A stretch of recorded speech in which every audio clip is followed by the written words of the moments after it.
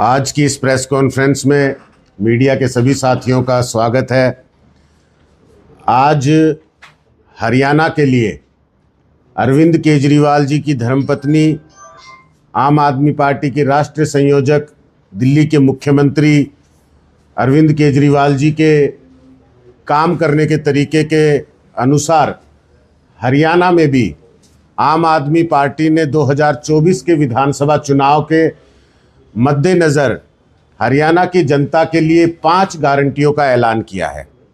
जिस तरह से दिल्ली के अंदर अरविंद केजरीवाल जी ने जनता को गारंटियां दी और फिर वो अपने कार्यकाल में पूरी की, जिस तरह पंजाब के अंदर अरविंद केजरीवाल जी ने वहाँ की जनता को गारंटियां दी और अब 5 साल अपनी गारंटियों को पूरा करने के लिए पंजाब की सरकार मजबूती से पंजाब की जनता के लिए काम कर रही है, उसी तरह से हरियाणा के अंदर आम आदमी पार्टी की सरकार बनने पे अरविंद केजरीवाल जी किन 5 गारंटियों को पूरी तरह से जनता के बीच में 5 साल के कार्यकाल में रखेंगे, किस तरह से जनता के काम करेंगे, उन 5 गारंटियों को मैं आपके सामने रख रहा हूँ, हरियाणा की जनता के सामने रख रहा हूँ। सबसे पहली और सबसे ज़रूरी गारंटी जो आम आदमी पार्टी की पेट गारंटी है, जिसको उन्होंने दिल्ली और पंजाब में पूरा करके दिखाया है, वो है हरियाणा की जनता को भी दिल्ली और पंजाब की तरह 24 घंटे बिजली मिलेगी और मुफ्त बिजली मिलेगी। दूसरी गारंटी जो रखी गई है वो है सबको अच्छा इलाज और मुफ्त इलाज दिया जाएगा। आम आदमी पार्टी की सरकार बनने पर देश में हर जगह, प्रदेश के अंदर हर जगह, गांव-गांव में मोहल्ला क्लिनिक बनाए जाएंगे। जो सरकारी अस्पताल हैं उनको अच्छा बनाया जाएगा, उनमें सभी सुविधाएं बनाई जाएंगी और हर व्यक्ति को मुफ्त इलाज दिया जाएगा। पूरे प्रदेश के अंदर सरकारी स्कूलों में अच्छी और मुफ्त शिक्षा दी जाएगी, यानी कि पूरे प्रदेश के सरकारी स्कूलों को दिल्ली की तर्ज पे, पंजाब की तर्ज पे शानदार बनाया जाएगा। उनमें देश के भविष्य यानी बच्चों के लिए सारी सुविधाएं रखी जाएंगी। और जिस तरह से दिल्ली और पंजाब में आज उन स्कूलों से बच्चे निकलकर डॉक्टर, इंजीनियर बन रहे हैं, IAS IPS बन रहे हैं, इस तरह हरियाणा के बच्चे भी मुफ्त में सरकारी स्कूलों में अच्छी शानदार शिक्षा लेके अपना उज्जवल भविष्य बना सकेंगे। चौथी गारंटी सुनीता केजरीवाल जी ने हरियाणा प्रदेश की माताओं और बहनों के लिए रखी है। प्रदेश के अंदर आम आदमी पार्टी की सरकार बनने पर हर महिला को 1000 रुपये के रूप में सरकार सहायता देगी हर महीने, जिससे कि हरियाणा की महिलाएं सशक्त होंगी, हमारी माताएं बहनें आदमी के साथ कंधे से कंधा मिलाकर चलने में कामयाब होंगी। और 5वीं और आखिरी गारंटी इस वक्त जो दी है वो हरियाणा के हर युवा को रोजगार देने की गारंटी दी गई है। आज प्रदेश के अंदर पिछले 5 साल से सारे के सारे प्रदेश के युवा रोजगार के लिए भटक रहे हैं। इस अव्यवस्था को देखते हुए दिल्ली में जिस तरह से आम आदमी पार्टी ने अब तक लगभग 2.5 लाख सरकारी नौकरियां और 10 लाख से अधिक प्राइवेट रोजगार वहां के नौजवानों को दिए, पंजाब के अंदर जिस तरह आम आदमी पार्टी की सरकार बनते ही पहले ही साल के अंदर 50,000 सरकारी नौकरियां दी और अब तक के कार्यकाल में लगभग 2.5 लाख प्राइवेट नौकरियां, प्राइवेट रोजगार वहां के नौजवानों को दिया गया है। हरियाणा में सरकार बनते ही जिस तरह से दिल्ली पंजाब में दी गई है, इसी तरह से हर हरियाणा के युवा को रोजगार मिलेगा। ये 5वीं गारंटी सुनीता केजरीवाल जी ने हरियाणा के नौजवानों के लिए, युवाओं के लिए दी है। आम आदमी पार्टी जो कहती है वो करती है। आम आदमी पार्टी ने अपनी सारी गारंटियां गारंटी के तौर पे पूरी करने का काम किया दिल्ली और पंजाब में। हरियाणा के लोग इस वक्त झूठ की राजनीति से परेशान है। कांग्रेस, भारतीय जनता पार्टी, इनेलो, JJP, इन सब पार्टियों ने समय समय पर चुनाव से पहले हरियाणा की जनता से खूब वादे किए, लेकिन सरकार बनने के बाद, मौका मिलने के बाद उन वादों को पूरा नहीं किया।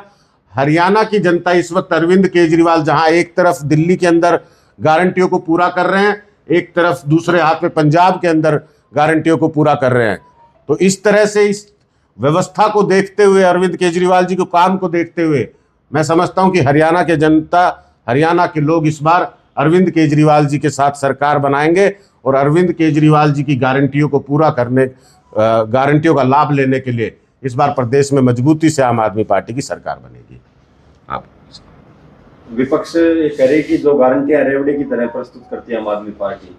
देखिए, विपक्ष आम आदमी पार्टी से डरता है क्योंकि विपक्ष झूठ की राजनीति करता है, धर्म की राजनीति करता है, जाति की राजनीति करता है।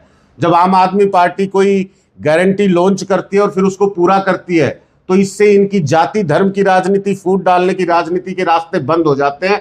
तो इस तरह के दुष्प्रचार करने का काम भारतीय जनता पार्टी, कांग्रेस पार्टी और विपक्ष की पार्टियां करती हैं, लेकिन आम आदमी पार्टी को इससे कोई फर्क नहीं पड़ता, ना ही प्रदेश की जनता को कोई फर्क पड़ता। लोग ये जानते हैं कि सच्ची गारंटी कौन देता है, सच्चा काम कौन करता है। इसलिए आम आदमी पार्टी अरविंद केजरीवाल जी को इस बार हरियाणा की जनता आशीर्वाद देगी। जो पूर्ण रूप से गठबंधन था वो क्या टूट चुका है अब? देखिए, जो गठबंधन था इंडिया अलायंस, वो लोकसभा चुनाव को लेकर था। जिस तरह से देश के अंदर भारतीय जनता पार्टी की सरकार लगातार तानाशाही कर रही थी, मनमाने तरीके से लोकतंत्र पे प्रहार कर रही थी, जिस तरह से देश के संविधान के साथ छेड़खानी कर रही थी, जिस तरह से आरक्षण की व्यवस्था को किसी ना किसी तरह तोड़ने का प्रयास कर रही थी, उन व्यवस्थाओं को देखते हुए, उन समस्याओं को देखते हुए इंडिया अलायंस का गठन हुआ था और इंडिया अलायंस बखूबी अपने इस गठन में कामयाब रहा। आज निरंकुश सरकार पे अंकुश लगाने में कामयाब रहा। आज मोदी जी के दोनों हाथों में बैसाखी देने का काम इस इंडिया अलायंस ने किया है। अब किसी तरह की मनमानी, किसी तरह से लोकतंत्र पर प्रहार करना, संविधान पर प्रहार करना, आरक्षण पर प्रहार करना मुमकिन नहीं है। ताबड़तोड़ कार्रवाई है वो शुरू हो गई है। सुरेंद्र पवार को गिरफ्तार कर लिया गया, स्थानीय विधायक के ठिकानों पर रेड की गई है। तो चुनाव से ठीक पहले इसको किस तरह से देखते हैं आप? देखिए, भारतीय जनता पार्टी के चरित्र को अगर हम याद करें तो मुझे लगता है कि ऑपरेशन लोटस जो है वो चुनाव से पहले हरियाणा के अंदर आ चुका है और विपक्ष के नेताओं पर इस तरह की कार्रवाई करना, ये भारतीय जनता पार्टी ने हर राज्य के चुनाव से पहले करके दिखाया है। मैं समझता हूं इन चीजों से कोई प्रभाव नहीं पड़ने वाला। भारतीय जनता पार्टी का जो हरियाणा के अंदर ग्राफ गिरा है, जिस तरह से लोकसभा चुनाव के अंदर उन्हें 5 सीटों पे करारी हार देखने को मिली है और जो सीटें जीते भी हैं उन पे एक बहुत छोटा मार्जिन भारतीय जनता पार्टी के नेताओं को मिला है। तो उस डर के कारण हार से बचने के लिए किसी तरह विपक्ष को खत्म करके, तोड़ के ऑपरेशन लोटस के सहारे सरकार में आना चाहते, लेकिन हरियाणा की जनता भारतीय जनता पार्टी को बखूबी समझती है। कोई गुंजाइश नहीं कि इस बार हरियाणा में भारतीय जनता पार्टी की कोई बात। डॉक्टर साहब, कार्यक्रम तय हुए थे कि सुनीता केजरीवाल है वो हर जिले के अंदर जाके इस तरह के कार्यक्रम जो आयोजन करेगी। एक महेंद्रगढ़ जिले के अंदर भी होना था, लेकिन वो अभी तक नहीं हो पाया है। देखिए, इस वक्त आम आदमी पार्टी के सीनियर नेता, जिनमें सुनीता केजरीवाल जी भी, संजय सिंह जी भी, भगवंत मान जी भी, पूरे हरियाणा के हर जिले का दौरा करने जा रहे हैं। जल्दी उसका शेड्यूल आपके बीच में रख दिया जाएगा। लगभग हरियाणा के हर जिले में 2-2 सभाएं बड़े नेता करने जा रहे हैं। जो शेड्यूल है वो प्रस्तावित जैसे ही आएगा हमारे सामने, हम आपके सामने रखेंगे। बता दो सर, इंडिया गठबंधन का जो रिजल्ट आप बेटर बता रहे हैं, तो फिर विधानसभा में वो गठबंधन क्यों नहीं कर रहे? देखिए, जब गठबंधन के लिए मुद्दा होता है उस वक्त देश की निरंकुश सरकार पे अंकुश लगाने का हमारा मकसद था। आम जनता को उसकी जरूरत थी, तब वो गठबंधन देश के लिए जरूरी था। हरियाणा में इस तरह के गठबंधन का कोई हमारे पास मकसद नहीं है। हमें राजनीतिक लाभ लेने के लिए ना देश का गठबंधन किया था, ना प्रदेश का गठबंधन करेंगे। आम आदमी पार्टी अपने काम के नाम से, अपने उसूलों पर चलने वाली पार्टी, अपनी विचारधारा पर चलने वाली पार्टी है, आम लोगों को मजबूत करने वाली पार्टी है। हरियाणा में दिल्ली और पंजाब की तर्ज पे हम सरकार बनाने जा रहे हैं और यहाँ के लोगों को भी मजबूत करने का, आम लोगों को मजबूत करने का, गरीब लोगों को मजबूत करने का काम करेंगे। शहर के विकास को लेकर एक मुद्दा उठाया गया था, आपने एक पैदल यात्रा भी शहर के बीच से निकाली थी, उसका समय लगभग पूरा हो चुका है। देखिए, वो मेरे ख्याल से 19 जून की बात थी और ना 19 मई की बात थी, 19 मई की बात थी। उसके बाद 2 महीने का वक्त जो है वो यहाँ के चेयरमैन ने हमसे मांगा था कि 2 महीने हम प्रयास करते हैं, जो काम पाइपलाइन में उनको जमीन पे उतारा जाएगा। लेकिन अभी तक किसी तरह का कोई काम जमीन पर नहीं आ पाया उनकी तरफ से। जल्दी इसके ऊपर हम लोग फिर से आंदोलन करेंगे, फिर से उनका जवाब मांगेंगे, फिर से उनका घेराव करेंगे। उन्होंने धरने का अल्टीमेटम दे दिया है नगर पालिका ने। देखिए, भारतीय जनता पार्टी यही बात है कि ना तो अपने नेताओं की सुनती है, ना वो लोगों की समस्याओं को समझती है। तो इसी का कारण है कि आज उनके चेयरमैन भी उनकी सरकार के खिलाफ बयान देते हैं। यहाँ के बड़े बड़े नेता भी भारतीय जनता पार्टी के खिलाफ बयान देते हैं और उसके बाद ये उम्मीद करते हैं कि जनता में फूट डालो राज करो की नीति से किसी तरह राज स्थापित हो जाएगा। तो जिस तरह से आपकी पार्टी के नेता ही जानते हैं, तो देश प्रदेश की जनता भी जानती है कि भारतीय जनता पार्टी किसी तरह से कोई काम करने में कामयाब नहीं हो सकती। अभी रामविलास शर्मा जी का एक बयान आया था कि राज्यसभा अगर भेजा जाएगा तो वो तैयार है, तो किस तरह के समीकरण यहाँ से देखे जाए अगर राज्यसभा जाते हैं तो? देखिए, राज्यसभा जाते हैं तो मुझे नहीं लगता कि राज्यसभा जाने का कोई रास्ता रामविलास शर्मा जी के पास है, क्योंकि पिछले 5 साल में जब भी भारतीय जनता पार्टी को किसी को राज्यसभा भेजना होता है तो रामविलास शर्मा जी के नाम की चर्चाएं शुरू हो जाती हैं। जब भी प्रदेश अध्यक्ष बदलना होता है तो रामविलास शर्मा जी के नाम की चर्चाएं शुरू हो जाती हैं। जब भी मुख्यमंत्री बदलना होता है तो रामविलास शर्मा जी के नाम की चर्चाएं शुरू हो जाती हैं। अंत में हमें क्या देखने को मिलता है कि रामविलास शर्मा जी वहीं हैं जहां थे। तो मुझे लगता है कि भारतीय जनता पार्टी जिस तरह मंच से उनको रिटायर होने की बात करती है, उनके डायबिटिक होने की बात करती है, तो अब बहुत ज़्यादा सा ध्यान रामविलास शर्मा जी की तरफ नहीं दे रही, उनको नज़रअंदाज कर रही है। रामविलास शर्मा जी राज्यसभा जा पाएंगे या नहीं जा पाएंगे, ये सुर्खियों में ही रहना है। मुझे नहीं लगता जिस तरह पहले नहीं गए तो अब भी मुश्किल है। महिलाओं को रुपए देने की बात की गई, तो इसके माध्यम से क्या महिलाओं का वोट साधने के प्रयास करिए आम आदमी पार्टी? देखिए, देश के अंदर अनेक पार्टियां आई गई, आज तक सबने एक बात कही है कि महिलाओं को सशक्त बनाना बहुत जरूरी है। सबने ये कहा है कि आज के युग में महिलाओं को आदमी के साथ कंधे से कंधा मिलाकर चलने का हक है। आम आदमी पार्टी महिलाओं को सशक्त करने के रास्ते पर चल रही है। 1000 रुपए के रूप में हर महिला को 1 महीने में देने से हमें लगता है कि माताओं बहनों को घर से निकलने में सोचना नहीं पड़ेगा। ये 1000 रुपए उनको आदमी के साथ कंधे से कंधा मिलाकर चलने में मदद देगा। विधायक जी के घर पर रेड हुई, उसको लेकर आपने कहा था अगर ऐसा कुछ मिलता है तो जनता क्या कहेगी? 4 बार वोट दिए हैं, तो वहां से कुछ कैश वगैरह कुछ बरामद हुआ, इसको लेकर क्या कहेंगे? बिल्कुल, जहां तक मैं देख रहा हूं कि जो रेड पड़ी, उस रेड के बाद में ईडी ने ये कहा है कि 1,42,00,000 रुपए नगद, 30 फ्लैट और जमीन जो कि कोई बेनामी संपत्ति के रूप में, और बहुत सारी ट्रस्ट, बहुत सारे एनजीओ, बहुत सारे लोकर, बहुत सारे अकाउंट, इनके जो कागजात है, इनसे जुड़े कागजात है, वो ईडी ने कब्जे में लिए हैं। लेकिन इस पूरे समूह में किससे कितना बरामद किया गया, किससे कितना कब्जे में लिया गया है, इसके बारे में कोई स्पष्ट बात ईडी की तरफ से भी नहीं आई है। तो हम ये समझते हैं कि हमारे यहाँ के 4 बार के चुने हुए विधायक, उन पर ये जो आरोप है, हम ये दुआ करते हैं कि भाई ये इन आरोपों में वो पाक साफ निकले, क्योंकि 4 बार यहाँ की जनता ने उनको बार बार वोट दिया है। कहीं गलती से भी अगर ये सामने आता है जनता के कि हमारे नेताजी इस तरह के बड़े फ्रॉड के अंदर 1392 करोड़ का लोन लेकर और ना चुकाने जैसी गतिविधि में मिलते हैं, तो फिर सारी की सारी जनता का मनोबल भी टूटता है और वो अपने आप को ठगा भी महसूस करती है। अंत में एक बार फिर यही बात है कि हम चाहते हैं कि इस पूरी कार्यवाही में हमारे नेता रावधान सिंह जी पाक साफ निकले, ये दुआ करते हैं। यहाँ से आप लोग चुनाव लड़ेंगे तो महेंद्रगढ़ के ग्राउंड के जो मुद्दे हैं वो क्या रहेंगे? महेंद्रगढ़ में चुनाव लड़ने के लिए सबसे बड़ी जो बात है यहाँ के पिछड़ेपन से लड़ना। महेंद्रगढ़ में आज मूलभूत सुविधाओं का अभाव है। यहाँ पे किसी भी तरह के विकास परियोजनाएं नहीं आई जिससे कि यहाँ का विकास बढ़ सके, यहाँ के युवाओं को रोजगार मिल सके। तो आम आदमी पार्टी मूलभूत सुविधाओं पे काम करने के लिए जानी जाती है। जैसे ही प्रदेश के अंदर सरकार बनेगी, महेंद्रगढ़ इसमें शामिल होगा। महेंद्रगढ़ के लिए, यहाँ पे सड़कों के लिए, यहाँ पे रोजगार के लिए, यहाँ पे अस्पताल के लिए, स्कूल के लिए, इन सभी व्यवस्थाओं पे जो मूलभूत व्यवस्था, इन पे काम होगा। नगर पालिका का अगला घेराव वगैरह क्या कब होगा, कोई शेड्यूल है इसमें? जल्दी इसके बारे में चर्चा करके और आपके सामने रखेंगे।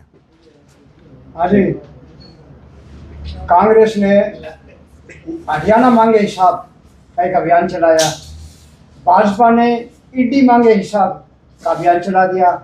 इस मौके का फायदा उठाते हुए किरण चौधरी भाजपा की वॉशिंग मशीन में बैठ गई जाकर, इसके बारे में बताओ आप। देखिए, जब हरियाणा के अंदर अमित शाह जी आए, महेंद्रगढ़ में अमित शाह जी आए केंद्रीय विश्वविद्यालय से, उन्होंने कांग्रेस पार्टी के हरियाणा मांगे हिसाब को ललकार दी। हरियाणा मांगे हिसाब कांग्रेस पार्टी चला रही है, लेकिन मजबूरी ये है और परेशानी ये है कि हरियाणा में कांग्रेस का खाता खुद का खराब है, तो वो हिसाब मांगने के काबिल नहीं है। और इसी मंच से अमित शाह जी ने उन्हें ललकारते हुए कहा कि हम देंगे हिसाब।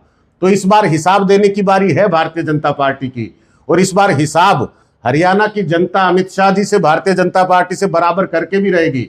हम लोग हिसाब मांगेंगे किस तरह से हमारे किसानों के साथ बर्ताव किया गया भारतीय जनता पार्टी ने, किस तरह से हमारे युवाओं को बेरोजगार रखा, किस तरह से यहाँ की महिला खिलाड़ियों का अपमान किया गया, किस तरह से आपने यहाँ की व्यवस्थाओं पे ध्यान नहीं दिया, यहाँ के लोगों को फैमिली आईडी, प्रॉपर्टी आईडी के चक्कर में उलझा के रखा, किस तरह से प्रदेश का हर वर्ग, हर कर्मचारी धरने पर आपकी सरकार से मांग करता रहा और आपकी सरकार ने नजरअंदाज किया।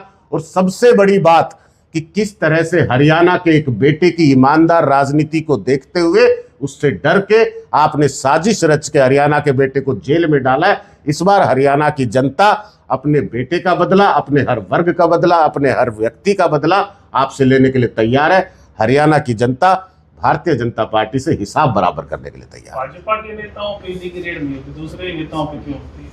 क्योंकि आजकल ये एजेंसियां जो हैं भारतीय जनता पार्टी की कठपुतली बनकर रह गई हैं। जब भी आपने देखा होगा कि भारतीय जनता पार्टी जहां कमजोर पड़ती है वहां पे ईडी और सीबीआई जैसी एजेंसियां उनका सहारा बनकर उभरती है। जो व्यक्ति जो है, जो नेता जो भाजपा में चला जाता है तो क्या वो साफ हो जाता है? बिल्कुल, आज तक तो यही देखा गया कि जो भारतीय जनता पार्टी का दामन थाम ले उसके बाद उस पर किसी तरह की कोई कानूनी कार्यवाही नहीं देखने को मिलती, उसके आरोप स्थगित हो जाते हैं या फिर उसको क्लीन चिट मिल जाती है। कहीं भाजपा का ये विचार तो नहीं कि केजरीवाल को भाजपा में शामिल करेंगे? भारतीय जनता पार्टी ने पूरा प्रयास किया कि आम आदमी पार्टी को तोड़कर भारतीय जनता पार्टी में शामिल कर लिया जाए, अपनी सारी ताकतें लगाई, लेकिन आज तक कांग्रेस के अनेकों नेता, विधायक, मंत्री आपको नजर आए होंगे जो भारतीय जनता पार्टी का दामन थाम चुके हो, लेकिन आम आदमी पार्टी के नेता जेल जाना कबूल करते हैं, किसी भी तरह से अपने उसूलों से, अपने सिद्धांतों से समझौता करना पसंद नहीं करते। आज मनीष सिसोदिया जी को लगभग 1.5 वर्ष, सत्येंद्र जैन जी को लगभग 1.5 वर्ष और उसके बाद संजय सिंह जी 6 महीने जेल में रहकर आए। अरविंद केजरीवाल जी खुद जेल में संघर्ष कर रहे हैं, लेकिन घुटने टेकने को कोई भी तैयार नहीं है। साफ तौर पे सीधी चुनौती दी है कि जब तक आप अत्याचार कर सकते करें, आम आदमी पार्टी संघर्ष करेगी। सर, ये प्री प्लान होते हैं या मतलब जिस तरह से बनिए का बेटा हूँ मैं, इस पाई का हिसाब लेकर आया हूँ, उसी से अगले 2 दिन जिस तरह से ईडी की रेड का होना और किरण चौधरी का मंच के माध्यम से नाम तक भी नहीं लेना और साथ में राव इंद्रजीत जी और रामविलास शर्मा जी की कहीं ना कहीं कम्युनिकेशन जो उसकी लगभग एक धरोहर में शामिल होना, क्या कहेंगे? देखिए, एक बनिए का बेटा जब ईमानदारी से काम करता है तो आपको बर्दाश्त नहीं होता, और उसी बेटे की जन्मभूमि पे जाके आप ये कहते हो कि बनिए का बेटा हूं, पाई पाई का हिसाब लूंगा, पाई पाई का हिसाब दूंगा, तो यहाँ की जनता क्या मन बनाए बैठी है ये आपको समझना चाहिए। मैं कहता हूं कि पूरी तरह से इस बार हरियाणा के लाल के लिए हरियाणा की जनता इनको पूरा सबक सिखाने के लिए तैयार है।